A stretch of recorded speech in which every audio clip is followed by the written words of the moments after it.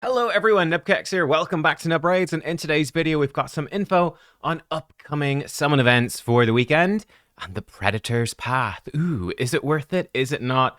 We'll be breaking it down here in today's video. The first thing to look at, we had the first timer countdown on the teaser here for the Cursed City that they've shared in in-game announcements, I think. So yeah, we've seen a little bit more progress, a few more stages unlocked. Like this one is the Queen of Hearts. Cool, you can fight Queen of Hearts. There's a treasure chest over here. That's cool, I suppose. Yeah, you could do this guy. One thing that's really interesting about this, that right there, I think that's the most interesting thing from all of this so far. These are cursed remnants. Before, these were only available from the Cursed City. So now you can get them from the Grim Forest as well. Every time you collect 100, you have a 2.5% chance for mythical. I've only ever got one mythical from these, and I've collected not all of them, but most of them. So it's not going to be a ton, but it will slowly add up over time. And it's just a nice extra source of stuff. So I think it's actually great that instead of being sort of forgotten about that those cursed remnants, you're going to get some from this mode as well. So there you go, cursed remnants in here. I think that's about all that there is, all the info to extract from that. Actually, they've also just before I started recording, I didn't see this yet, but they have shared a bit more info in the official Raid Shadow Legends announcement thing from their Discord as well. It's also copied to my Discord too.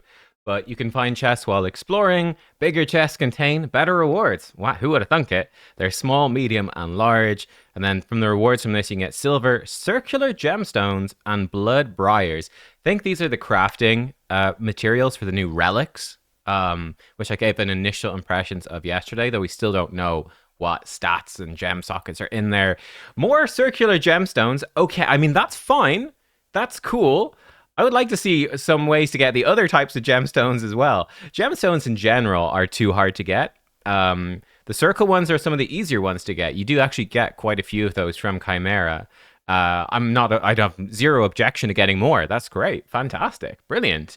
There should be more. I'd like to see, hopefully that maybe the bosses or something will drop some of these other types of gemstones, because these are almost impossible to get. Like they take forever. They're so difficult. So yeah, cool. Very nice. Right, now we've got summon events coming with the Predator Path. And what is coming in the Predator Path? Well, there's going to be some of your typical rewards, some glyphs. 4-star basalt is nice. Mythical tomes, eternal soulstone, all that stuff I'd expect to be very expensive, really. But you will get a 4-star perfect soul for Predator, which means that you can take him from like 0 stars, 1 star, 2 star, 3, doesn't matter. Take him from any star level up to 4. And then the 5-star perfect soul is only useful to upgrade him from 4 directly to 5. We'll see what the layout of the path is tomorrow. Possibly, if you've somehow already pulled him and you have a 4-star soul, maybe you'll be able to pick up the 5-star for kind of cheap. Most likely, the 5-star is probably past the 4-star, so you'll have to get the 4-star along the way, which makes it obviously very expensive. We'll see how it breaks down. I mean, quick, I have a 6-star Predator, guys. I got lucky. I pulled a 6-star. Does he like the soul? Funny enough, he likes the soul a heck of a lot. So the 4-star is, of course, giving him crit damage and a little bit of extra HP as well. He does scale his damage based off of HP. So this is really nice. The extra crit damage, it is a significant damage boost, and he certainly needs the damage boost, right? It's the biggest problem with Predator is that his A3 just simply does not hit very hard. His A2 is great. He's got a really good AoE. But his A3 kind of sucks. His A1 is okay. He can spam it a lot if he gets going with the evades. But his A3 is not great. The extra damage does make a pretty big difference. If you land the killing blow, you block revive. If you don't land the killing blow, you could be in trouble. And landing killing blows starts charging up his Yautja cloak as well for more evade stuff. So that's pretty nice. The 5-star blessing is actually really strong for him as well. Don't sleep on that 75 accuracy. Again, it's another problem with his A3. Before attacking places Hunter's Gaze, it cannot be resisted if he's under Veil or Perfect Veil. Now, if he's not under Perfect Veil or Veil, though, and he has no way, the only way to get it back is if he fails to kill someone with this move. Otherwise, someone else has to give it to him. You'll sometimes, often perhaps even, need to use this move while you don't have Veil or Perfect Veil, and you really want to place Hunter's Gaze, but you need accuracy. So actually picking up a little bit of bonus accuracy here can be quite helpful to ensure that you do land Hunter's Gaze on enemies. So for example, like if I'm looking at my Marius, I've not tried. I have zero intention of ever building any resistance on him. He has 320 resistance just because. My Predator's actually a little bit short. Now with masteries, he might get there, but he's a tiny bit short. Without the blessing, there'd be no chance. He'd have like a 3% chance to place Hunter's Gaze on Marius if he doesn't have Veil. So yeah, it can make a bit of a difference. And the 5-star, the soul being a bit stronger is nice as well. So yeah, are they good for him? Yes. You sort of expect it. Any soul on a damage dealer is incredibly impactful. It's very difficult to use damage dealers without souls. They have to be insanely good. So for example, for me on my account, I use a 1-star Nice and I do use a 0-star Empress. They are like the pinnacle of damage dealers though. You have to be so incredibly strong to be viable without a soul. Certainly when you get into endgame. If you're earlier game, it doesn't matter so much, but for endgame, it does. So yeah, the Predator Soul, it's a big upgrade to him. You can actually see, we'll look at the champions here. He actually is one of the champions. So let's break down how good he is and how good these other champions in here are. We have Predator, Arashi the Riptide, Granite Doorkeep, Knave of Hearts, Alsgore Crimson Horn, Viking Narcisse, Bellatar Mage Slayer, and Emic Trunkheart. So you guys liked when I did this last time. I've got my big old legendary tier list here, which I will update again probably for Christmas or so. It's just a bit all go, go, go at the moment, but we've got them ranked from D all the way up to S plus here. And I thought it was interesting if we just zoom out for a second here and just encompass everything. If I put on, this is how the 15x looks, right? Just to see everything. Gosh, it is super spread. I think the last 15x was very clumped up in the A tier. This one is quite spread. So below average, Arashi the Riptide, I've given him a C plus. I just don't like this champion. Perhaps he's a little bit better than that. He's a HP nuker. His damage really is bad. I think he's only really viable in Arena, and that for me makes him not a champion that's worth chasing. Yeah, he can ignore Stone Skin. It's okay. He's got an AoE on a 4-turn. It's okay damage. I think he kind of sucks, to be honest. People like him a decent bit. I think this champion's pretty rubbish. I would not be chasing him in a 15x. No way. It's not totally useless. Again, I would say D tier. Here is totally useless. C plus, not so. I mean, there's some use, but he's not great. In the B tier, then, we've got the Knave of Hearts and Alsgore Crimson Horn. Again, I think they're both sort of average champs. They do some good things. They're okay, but nothing special. Not really champs you'd be chasing in this event. This guy can equalize HP on everyone. He swaps HP with the target enemy, equalizes your team, which is cool. Increased defense on everyone. It's a nice little move. His AoE can steal a couple of buffs and gives himself taunt and unkillable. So he's a nice little tank, and his A1 can provoke a bit, do a bit of healing. Yeah, he's okay, right? He's okay. He's not amazing, but he's okay. I think he's a pretty average legendary. He's an okay tank, but nothing too special. Alsgore, I do like Alsgore a bit more, but I think he's still pretty average, right? He is a block damage legendary. There's a few different legendaries who do block damage. He's pretty average. He can remove 2 random buffs. He is stronger when Jetney the Giant is there. They're not a particularly good combo, though. You can run them in Faction Wars, and they're decent there. But you need to have her. She's not the best either. The two of them together are a bit better, but not crazy. If she is there, he does remove all buffs from all enemies, even on a weak hit, which is nice. Otherwise, again, he can have affinity issues. It's only 2 buffs anyway. So yeah, he puts out a bit of a heal, which is okay, nothing too special. He can extend some debuffs on an enemy 2 random ones at a 60% chance. It's all right. His passive is nice for Iron Twins. That's sort of where he is best. He can put decreased speed on the Iron Twins when he's attacked pretty darn consistently, and that can really help you with Iron Twins. The block damage can really help with Iron Twins. That's sort of his thing. He helps you progress on Iron Twins. He's pretty decent for Cursed City, some Doom Tower stuff. He's not bad, right? But there's several other block damage legendaries that do pretty similar things. There's lots of decreased speed champions for Iron Twins. He's nice because he does it passively, but yeah, he's okay. But I don't think he's too crazy. I think he's pretty average. Average champion, good, not crazy. Up in the B plus, then we've got Granite and we've got Predator. So this is where I put Predator. So Granite Doorkeep, he was a recent fusion. I think he's a little bit above average, to be honest. He brings lots of utility in his kit. Increased accuracy for your team, AoE decreased defense block buffs. That is great. He has shatter and increased crit damage for your team. That's great. This move hits incredibly hard. His A1 hits reasonably hard. His A2 is a really weak AoE. This is where he falls down. His AoE simply doesn't hit very hard.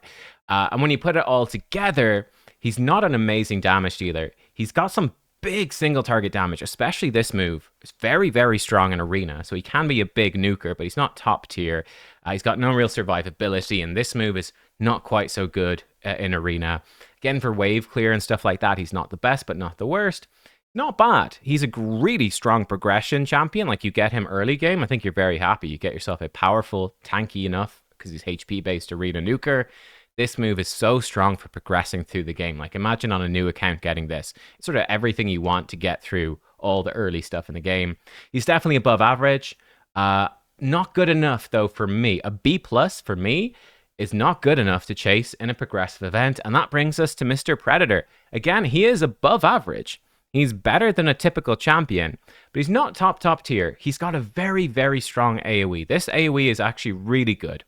So a really good AoE. He's got a really strong passive as well. When he starts landing kills, he starts stacking up that evade thing. It's pretty powerful. Where he falls down, as I mentioned, his single target nuke, this big single target nuke, simply doesn't hit that hard. His A1 is okay. But yeah, I think for me, he's a bit above average. He's solid. But I wouldn't be feeling... You don't need to run out and chase him in a progressive event, basically. Is he worth the $40 that you can get him for guaranteed in the Champion Pass? Maybe. Again, certainly if you want to play with him for fun, that's up to you. Is it worth $40? Would you get $40 of fun out of this champion? I don't know. It depends how easily you find fun, and it depends how much you value $40. So I don't know. That's up for you to decide.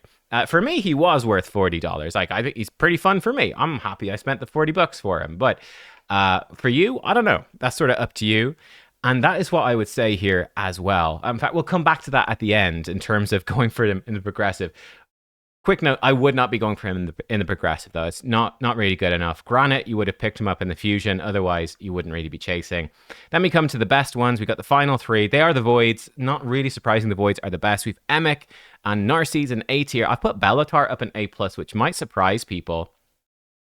So Narcisse in A tier. Again, people might be expecting me to rank him higher. I think, again, A tier is really good. Like, A tier is, okay, now we're talking about some really good champions. So Narcisse, he's Void Affinity friendly then on his attacking because he's Void. He's HP damage dealer. He hits really hard if he triggers the double hit. He gets an extra hit on targets under shield or strengthen. It's a decent nuke by default. It's an incredibly strong nuke if they have shield or strengthen. And that's sort of his deal. He also ignores passives, which is very handy. Like, he can just one-shot a Seek friend without triggering his passive and stuff. His skills ignore shield and strengthen as well. So he is so strong for countering those things specifically. In more general settings, when you're fighting enemies who don't have shield or strengthen, he's only all right. He's not that great in that circumstance. He's maybe it would only be like a B+ champion, or a B, maybe. Probably a B+.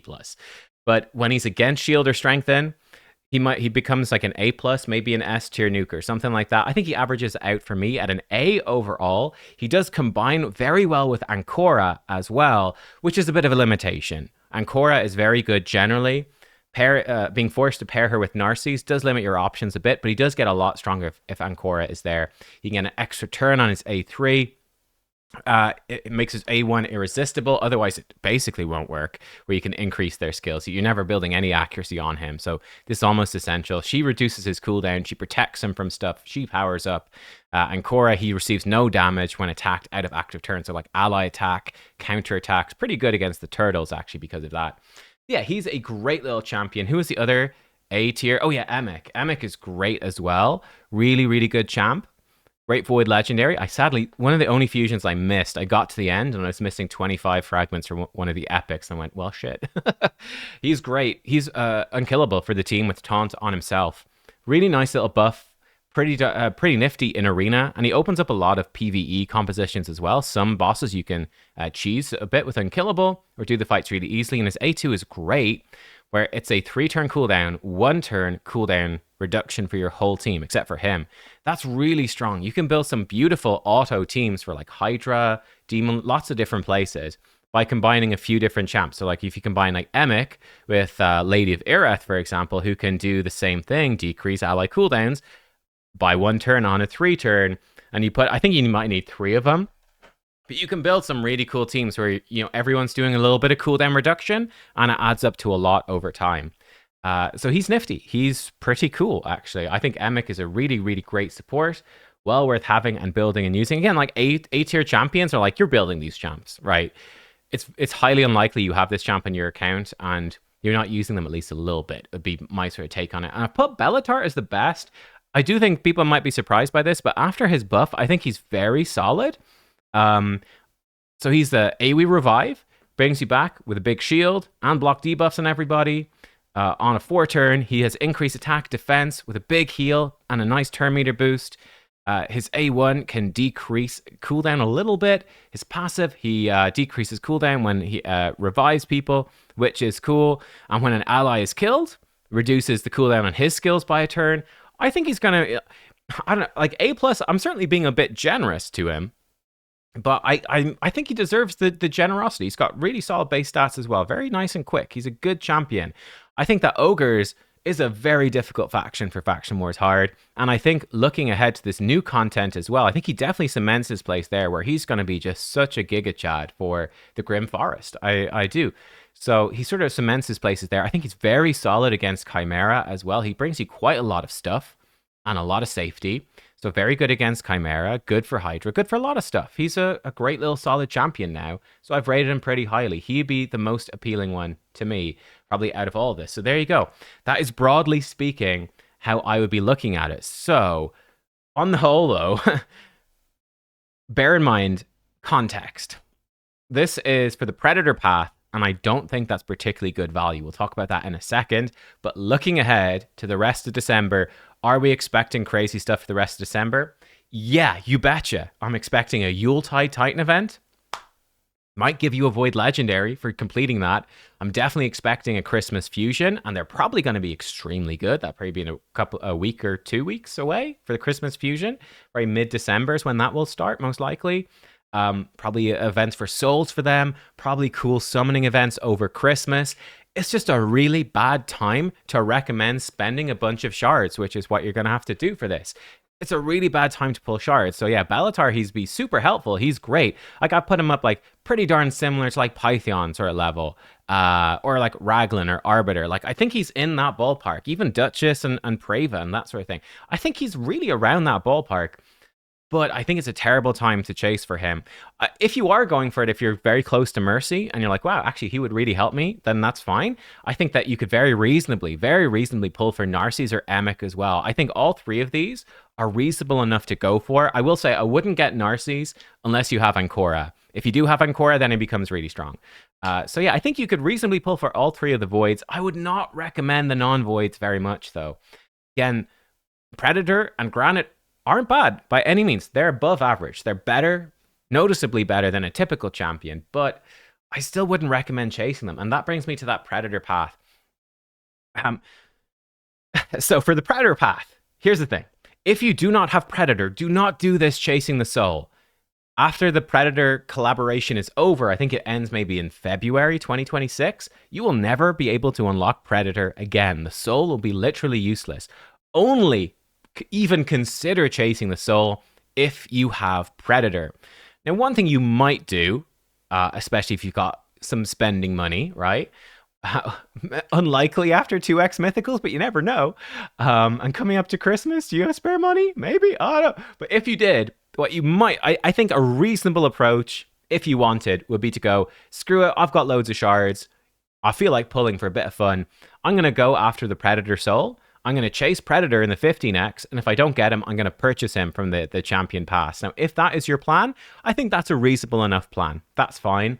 But if you're not buying the Champion Pass, don't go for this. Don't go for it.